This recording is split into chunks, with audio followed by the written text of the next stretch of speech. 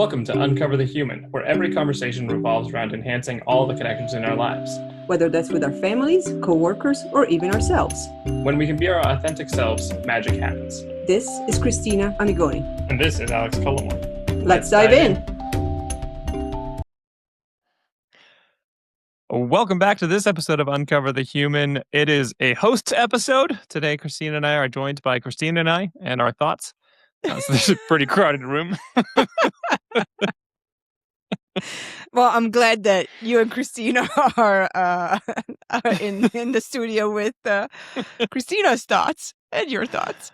Yeah, it's a crowded place here. It's a little bit loud. There's a lot of soapboxes. There's multiple personalities on both sides, so it almost feels like a whole panel and conference. Yeah, sometimes we joke about two brains, one face, but that really doesn't cover the vast number of personalities that each of those. The brain is the container. What's happening in the container is, yeah, good luck. This explains a lot about the general head pain I've had all day. Yeah, you may have a few of your personalities fighting each other in there. And basically, this does tie to our topic today. Somehow. So one thing we noticed is that everybody, I think, had a bit of a rough exit of 2025 and a bit of a rough reentry into 2026. And that's entirely fair. It was a long year, a bit of a difficult year. And then suddenly, before anybody was ready, we're back at it. AI is still here and getting bigger all the time. Organizations are determined to change and shift things. And we're all feeling Nonstop? a little, I don't know, tired. Yeah. How do you pull that stop cord like you would on a bus? Where do we, I'd like to get off. This is enough. I think they've eliminated the stop cords. Yeah. Now they're just like, look, we'll stop when we want to stop. Yes. If it's not where you want it, too bad. It's almost like that scene in Speed. That's now, 30, 40 years old? I don't even know how old it is. Where the only way to get off the bus is to actually put a platform across another bus that's also going 60 miles an hour and then get on that bus. Yes. So there is no really getting off. You're just kind of moving to another bus that's going just as fast. But that bus also has a bomb that will explode if you go lower. So Exactly. So that's the only movement that's allowed is from bus to bus to bus to bus. And it's just a matter of getting out before the first one crashes, and then the second one crashes, and then the third one crashes, and then the fourth one crashes. That seems like the state of organizations and teams right now and the world. Which brings us to the topic that we haven't even named yet, which is group burnout, organizational and team burnout. So Yes. everybody on the bus is a little tired of hopping to the next bus and wondering whether this is going to be the one that blows up on them. Yes. Until they actually see the end and they're like, oh, there's the bus stop. But then everything shuts down. It's like, oh, no, you got to get off and get on the next one, which is pretty much how organizational change and transformations are happening right now. I'm pretty sure we talked about this, 2-3 years ago, where you just can't be in a success state if you're constantly changing and not letting the seeds that you've planted actually grow. It's nice that everybody's catching up on this, or at least, some of the big article people are catching up on it and now writing articles about it. I'm like, yeah, it's been happening for a while, but Did we all just start noticing? yeah, exactly. How many transformations did it take you in your career before you're like, hey, this isn't right? Yes. I'm pretty sure we talked about that in our leading change module.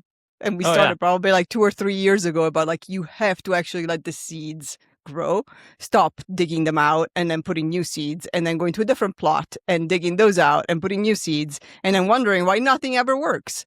And you're not getting to whatever fictitious future you're trying to create because your future keeps changing.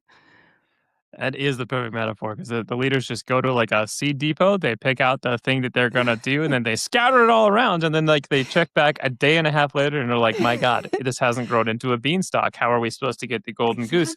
At which point they till the entire field, throw out the seeds, and go back to the drawing board.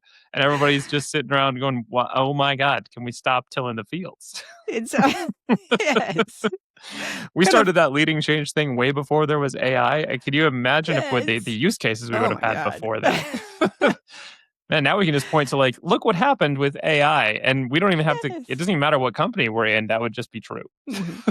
Indeed. Yes. So that will cause, has been causing group, team, individual, of course, but organizational burnout. It's Yeah. like, if, almost feels like that, the rabbit in Alice in Wonderland, where it's just constantly just running. I'm late. Like, that's how it feels like, organizations are running. Like, there's this like we're all late, but none of you know where you're running to. Stop running. That's the feeling we keep getting from everybody we talk to. It feels like they're all the rabbit. They all feel like they're too late. Everybody this is one huge problem with organizational change, because something gets announced and we're already not doing it right, and we're already behind the schedule. We thought we'd have everything better in a month, and everybody's like, oh my God. Everybody's running around in every which way. You can only do that so many times before people are like, you know what? I'm just going to sit down. I'm going to catch this train when it comes around again. And inevitably it does. It does. It really does. So organizations have been running around like the rabbit in Alice in Wonderland. The people have been running around. And if you do that a few times, people are tired. People are worn out. The burnout is real because there's a feeling that they don't have enough time to make any change land. They don't know when the next change is going to come. Most people are feeling a little disenfranchised, like the changes are being thrust upon them. They are not choosing what is going to happen. And these are all immediate triggers for general burnout, on top of just what can burn us out personally, which is just feeling lost for meaning, lost for choice, lost for ability to grow. Yeah. I actually have a good anecdote around that. One of the many. One of the many personalities in my head is screaming right now, so we'll let that speak. That one speak. But I was actually talking to my therapist yesterday, and realized that last year was definitely one of those years where it was just running from like one thing to the next. Major goals accomplished, like writing the book, major changes happened personally, professionally, like all sorts of stuff. But so it was the whole year. At the moment, while running, I didn't realize it, but looking back, the whole year was just nonstop. It was like nonstop. What's the next thing? What's the next crisis? What's the next change? What's the next thing to deal with? What's the next thing to figure out? And then a lot of that was making changes and making things to figure out to create space. That doesn't work anymore. Let's change it. We wanted to write a book. We finally got it. Now there's a space for other creation. And so now this year, I started this year by kind of like looking around and be like, okay, now I have the space, and what the hell do I do with it? And so she had a novel suggestion. And so she's like, what if you just focus on being? And what does it look like if you're just being? That's your purpose. Because part of what I was doing is like, I feel like I don't have purpose. Yes, I have like tasks and small things, but where's my bigger purpose? Because last year was constant. This is the next big purpose. This is the next big purpose. This is the next big purpose. And even like the last 2 or 3 years, but last year especially. And so now it's just kind of like, what's the next big purpose? And we both agreed that going to IKEA every weekend to find a couch that I can't seem to pick, not big enough. That could be everlasting, but no, maybe not satisfying. It's taking me a couple of months, so I'm definitely dragging it on. But somehow it doesn't fill me inside. I'm not quite sure why. We're going to call this episode "Searching for Purpose in IKEA." Yes. I keep hoping that something will show up, but it doesn't show up. And so then she said, like, what would it look like if your purpose for this year or the next few months is just to be, and think about that. And I was like, I don't think I know what to do with that.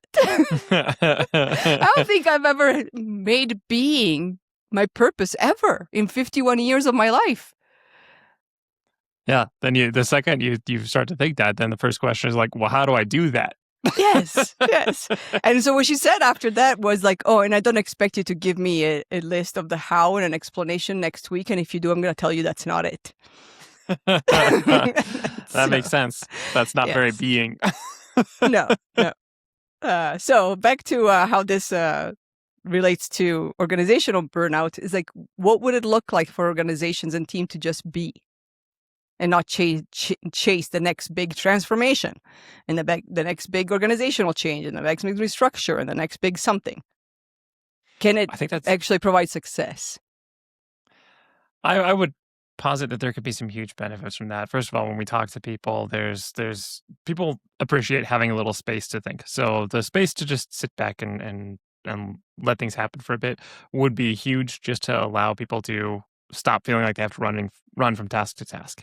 So I think that would help for one. And if you could just let an organization be, you'd find out who's kind of more proactive, who's kind of going to take some initiative, who's going to say, hey, we need to do these things. And you'd allow some of your initiatives to finish instead of assuming, oh, this one hasn't worked, we need another one. Or everything's happening in the market and we're totally going to have to change right now.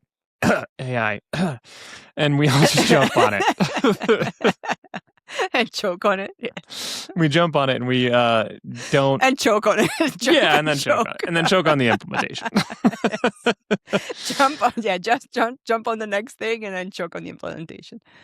I kind of wonder if hackathons are kind of a piece of that just being like, what if you just let everybody choose the thing they wanted to work on for a bit and just do the thing? Like, have 24 hours to go ship something. And then you end up with all these creative solutions for things that have been stymieing people for a while in your organization that suddenly are solved from within, feel that ownership. And it's just because people want to make some things better. And sometimes I think leaders forget that. They let their people be like extensions of getting their agenda done instead of believing that they might want to be able to help or contribute or do something or have a lot to say and contribute that would be helpful if you stop ramming your agenda down their face. Or throat, because they're going to choke. But yes. That too. But yeah, and it's interesting because then you hear the feedback from Hackathon and it's consistently the same. It's like, wow, like these are amazing solutions. I didn't even know that was a problem. And now there's a solution that we can adopt. And so it's not like people are going to a hackathon in an organization and creating a way to ride pink elephants to the grocery store. Like they're still like, they are connected to making work better, to making teams better, to be more productive, to move the organization forward and the core values or the core mission of the organization forward and make clients and customer interaction better and experience better. So but then so you hear all this feedback and you get this everybody's excited about like, look what came up and this is incredible and we should do this all the time, and then like the 24 hours expires, the clock expires, and it's like, okay, now just go back to doing what I told you to do in this new change that you had nothing to do with. And no, there's no time for innovation and I'm doing a hackathon. That's a once a year thing. The rest of the time you just got to run. In which direction? Oh, I don't know. Just run. We don't have time to figure out direction. You just need to run.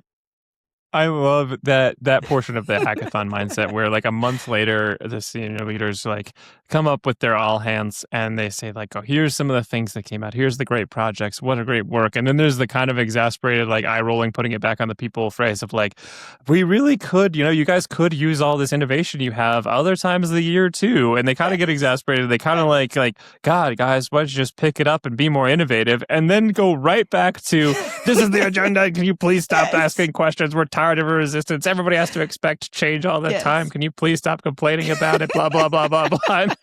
And wondering why we don't have the spirit of innovation. I know. And what's amazing is that the other thing that's demonstrated in hackathons is not only the innovation is incredible, the productivity to get to that innovation is incredible because it is usually done in like 24 hours or a couple of days. And so you've got skyrocketing productivity, skyrocketing innovation, huge success in the outcomes. So skyrocketing outcomes, the results from those outcomes could also be skyrocketing if only you didn't make it a 1 day a year break from from the real work.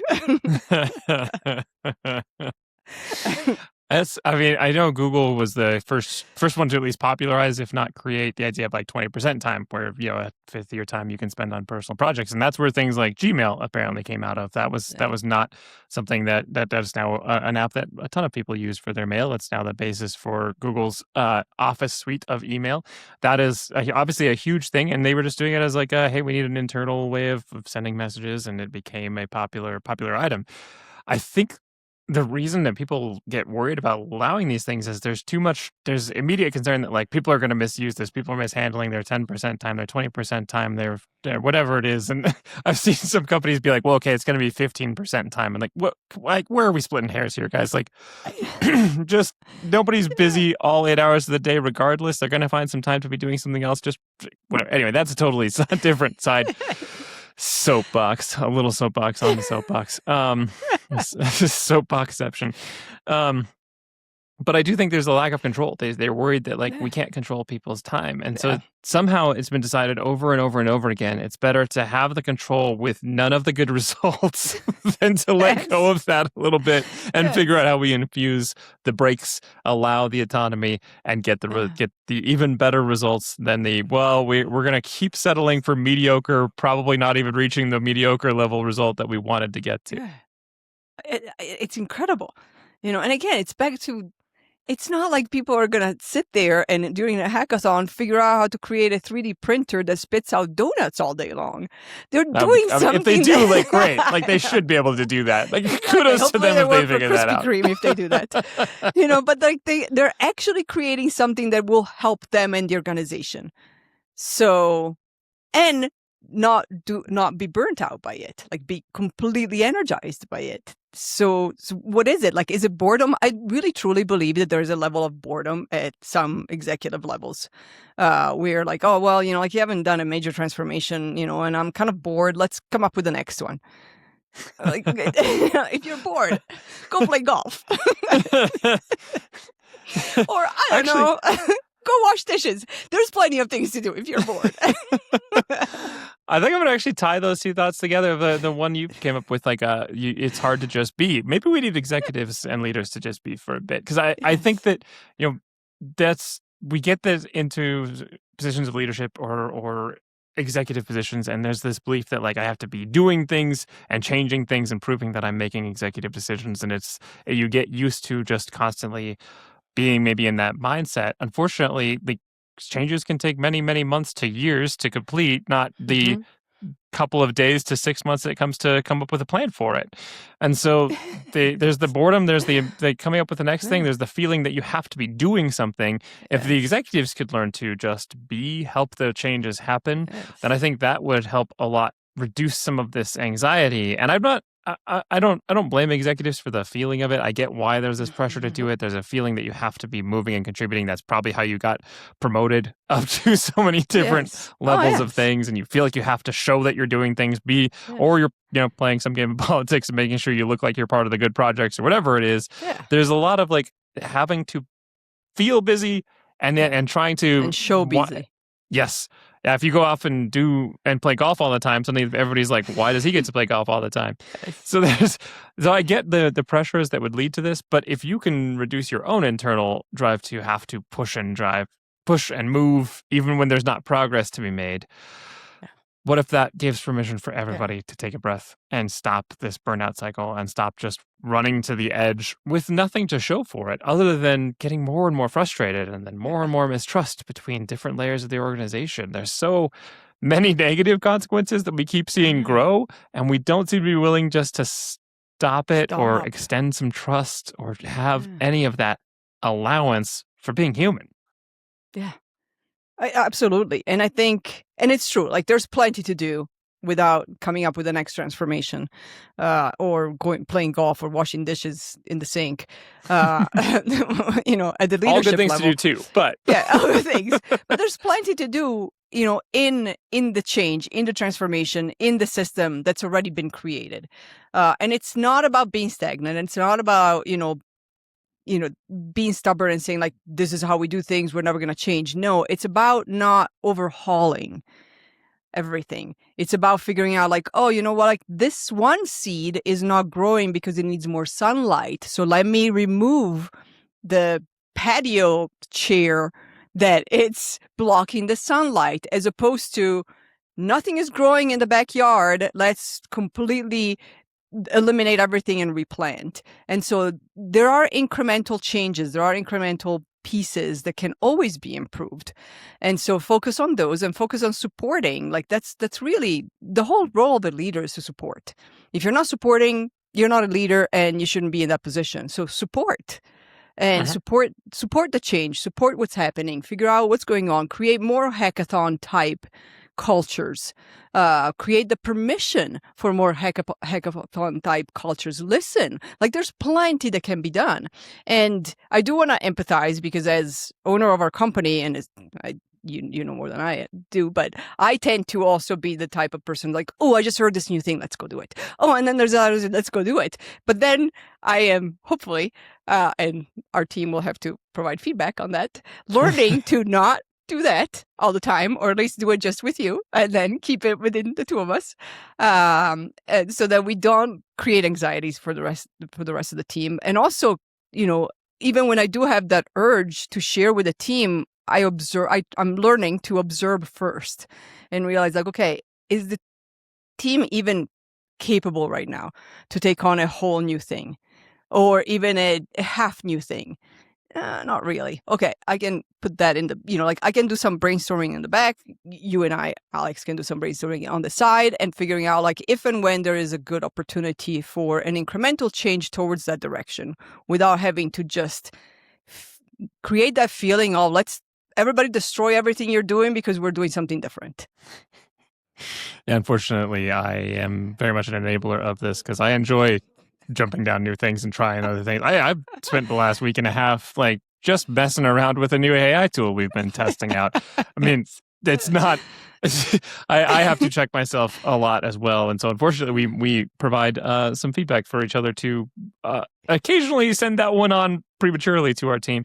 So it's definitely something we can be better about checking. We have gotten better about checking. We definitely learned that the hard way. We tripped into that a couple of times. yes. And we've learned thanks to feedback. Honestly, creating a culture where people speak up helps. Because they will speak up. The minute you say, like, I have an idea, you can, first of all, see the faces draining, like all their soul just left their body. And, if you're looking away and not paying attention to that, or think it's because of something else, it's not pushback, but the feedback will be like, that's great. And what do I take off my plate in order to go that? Or is that the new direction and I stop doing now? Like there is that dialogue that then helps us as leaders stop and think through like, is this really necessary? Is it necessary now? And is it necessary to be radically different the way we're thinking about it? Or is there another way to do it? Yeah. And it is a give and take game of trust on that, because if we did not respond to people's thoughts on that, they would stop giving them, but they would still be burnt out, which I think has happened in many organizations. If we have to be very responsive to, and thankfully we have a team who's very aware of their own energy levels, of where that's going, of what their current plan is, and that helps a lot because they know, hey, this is going to change my priorities, and they're willing to speak up about it. And so as long as we are willing to listen, we can keep that in flow, and we don't have to end up accidentally stepping all over our teams. Yes. And getting nowhere because we destroyed what was being worked on. We are not going to be able to focus on whatever the new shiny thing is. And then 3 or 4 months from now, we're going to look back and be like, oh, we got nothing done. Yeah. Or there's a bunch of half-done things, which you and I have no experience. Yeah, no, we do that all the time. That as an employee, I remember being incredibly frustrated occasionally when like somebody would like ask for like 7 new things, and then like suddenly a few months later they look back like, "Hey, weren't we working on this?" Like, well, yeah, but that was 7 initiatives ago. Like, I thought we all agreed we abandoned that because how could we possibly have done it? And then there's a whole kerfuffle about what should have been done. Is that a word? Yes, it is. Oh. It's a great word, and everybody should use it more. Kerfuffles. There you go. Learn, so that's what you're learning in the podcast today, everybody. The word kerfuffle. Could that be the word of the year? Yeah, I mean, this whole year is a bit of a kerfuffle already. Yes. 15 days in. Yeah. Every day appears to be a new kerfuffle. Okay, so now that our thoughts are kerfuffled, I just made it into a verb. The train is kerfuffled. It is now. I don't think so. Okay.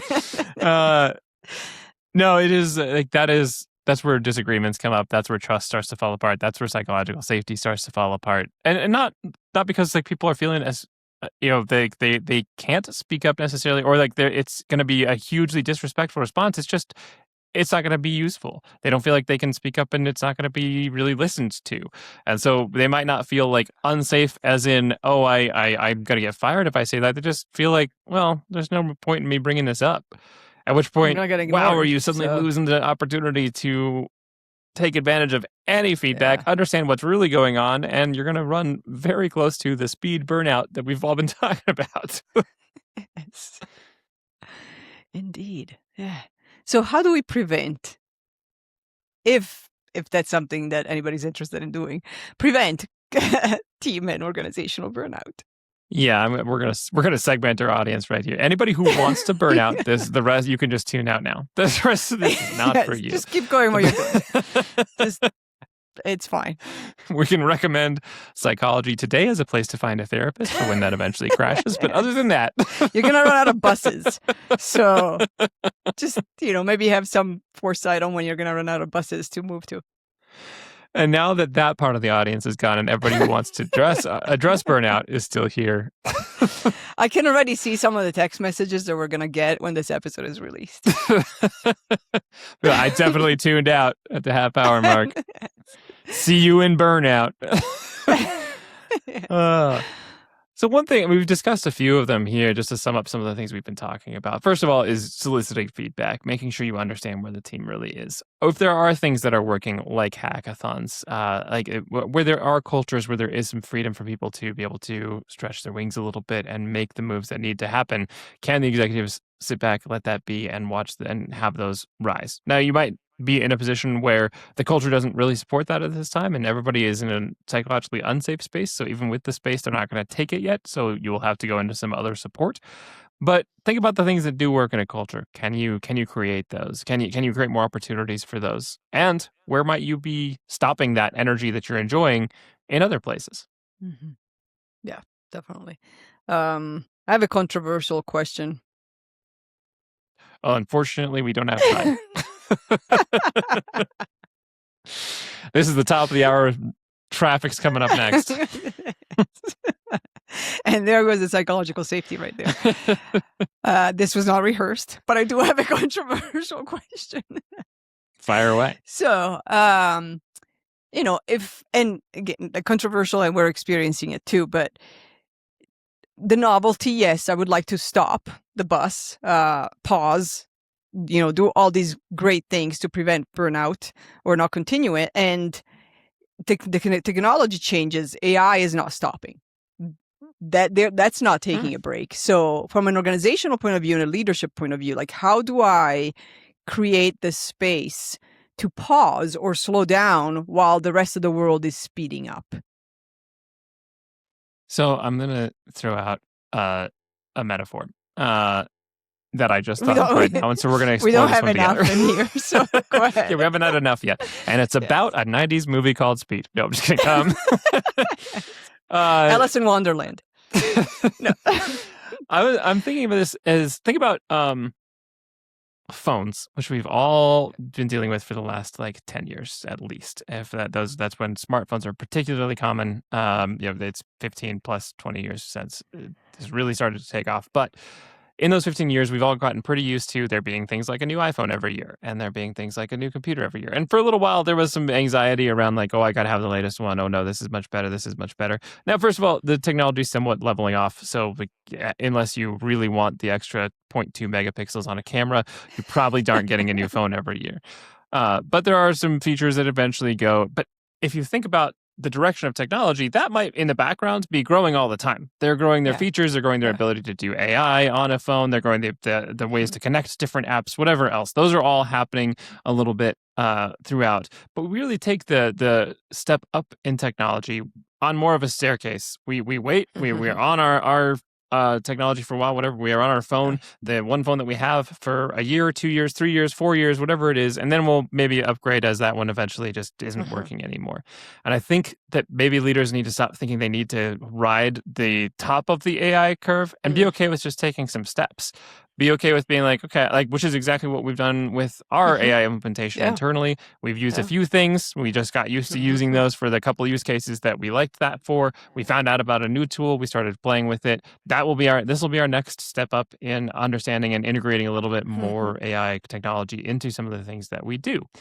It's been very useful, but we're doing this in more stepwise. Even though there's people who are quote unquote passing us, there are people who will be a little bit ahead of the curve. There are people who will be on top of some new trends that we haven't even heard of yet, and we'll get to that one when we get to that one. But if we keep evaluating what we've been talking about, which is capacity and whether we need to actually do this, what we actually want to get out of it, I think we can actually walk this more as a staircase, give it time to grow, give it time to settle, give it time to become part of how we work, which is how we've done things like ChatGPT. We played around with it, and then it started to become a pretty commonplace thing to do a couple of pieces internally. This next thing, we're organizing, we're figuring some stuff out, and it'll become a little bit more commonplace use of what we're doing day to day. And we'll find out at that point, here's the next 5 things you might be able to do, which we can start experimenting with that. So I think part of it just takes back to the leaders just taking the chance to just be. Yes, other people are jumping ahead. Yes, they were on a half step different than you, and now they're ahead technically on some AI curve. Yes. But are you getting what needs to get done? Are you in danger? Like those are the things you have to watch out for as a leader, not are you less fast than Joe Schmo next to you? Are you going to be okay as a company? And when you need to move faster, how do you help build the capacity and the space to do that? How do you help energize people to get them through that when you do, if you do suddenly need to make a leap? And if you don't, can you just do this stepwise? Can you do it a little bit at a time instead of feeling like you have to be on top of something that I think that's what I was just thinking this morning about how many LinkedIn courses I saw for about a 2-month period about prompt engineering. When ChatGPT was coming out, and people were like, no, you got to have a really clever prompt. And then AI immediately got better and didn't need to be as careful with that, got better at refining. All those courses are gathering dust on some data center shelf right now. Yeah. There's no need to jump into every single trend. You can just take it when you need it. Make sure you're being aware of some risks, just in case there's something that or some huge benefits that might be quick wins. Is there something that you can jump into that would be, and do you have the capacity to do that? If you can evaluate those things, I think you can do this more stepwise, and you don't have to do the pressure game of, oh man, I need to be at the top of the curve all the time. Yeah, I really like that, because then in the step, when you're on the flat part, that's the being. We're here to observe and then take notes and figure things out, so that then we know exactly when to take the next step and how to take it. And it's much, eventually it's a better way to go up the hill. I mean, if you think about it, we don't go straight up a hill. Even when we're hiking, we're zigzagging, and we're stopping, and we're pausing, and we're, eating a protein bar, and then we're looking at the view, and then we're having some, we're taking some pictures, and then it's the same thing. It's like you can't just shoot up the hill. And that's what it feels like a lot of organizations are right now, with this constant, like, it's the next change and the next transformation and the next change. It's like, oh, and this organizational structure didn't work, so let's redo it again. And then we do it again, and then we do it again. I'm like, but you never even give it a chance. How do you even know if it worked? It hasn't even gotten, even the beginning of a chance. And so it's that. And if we think about even yet another metaphor, because we don't have enough, let's think about, like, what is it, the hare and the turtle? You can be the tortoise. Yes, that one. It's different in Italian, so I'm just going to not say it. That's fine. Yeah, everybody knows who wins. So be the one who wins, not the other one. I'm going to avoid saying those words. Yes, be the tortoise, not the hare. Like, the hare, it gets exhausted, and the hare that's a perfect metaphor for so many organizations out there, running like the hare, getting exhausted, deciding it has time to take a break, or just not being able to continue, and then being passed by the one that's being more diligent and just getting to the place that it needs to be. And there's the proof of that in investment strategies. There's people like Warren Buffett who are like, let's just figure out the right thing to invest in and put a lot into that and then watch it grow over a long time instead of let's make knee-jerk reactions because right now we're talking in trade deals with this country and that's going to mean this and then tomorrow that's all changed and thrown out the window, but at least you lost your broker fee on it, whatever it is. There's tortoise and hare analogies everywhere, and if you follow a general trend instead of trying to follow every up and down, which is good advice for your emotional state, by the way, as well. Oh, yes.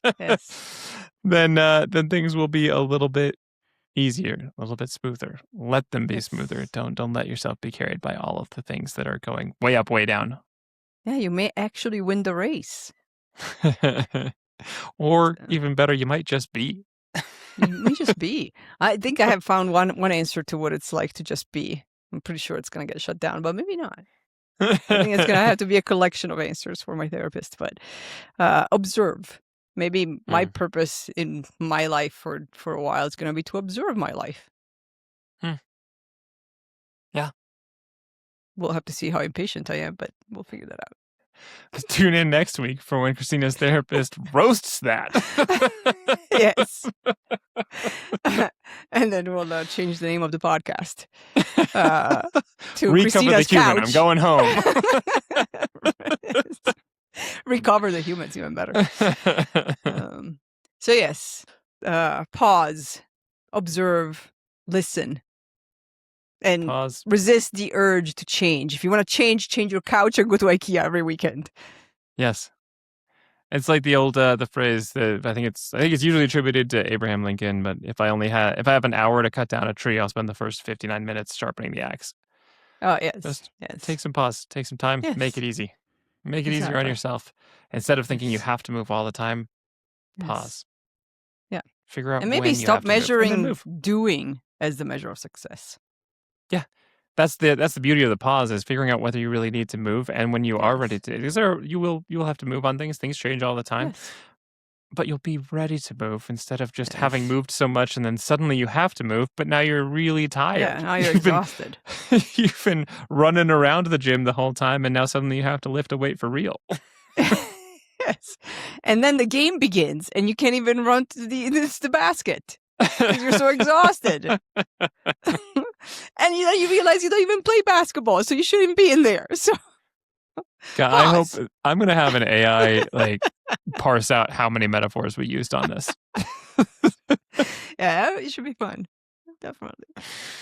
So go forth and give yourself a break, give everybody a break, and try to avoid burning yourself out unnecessarily. There's a lot to do all the time, but that doesn't mean you have to be doing things all the time. Yes. Thanks for listening. Thanks.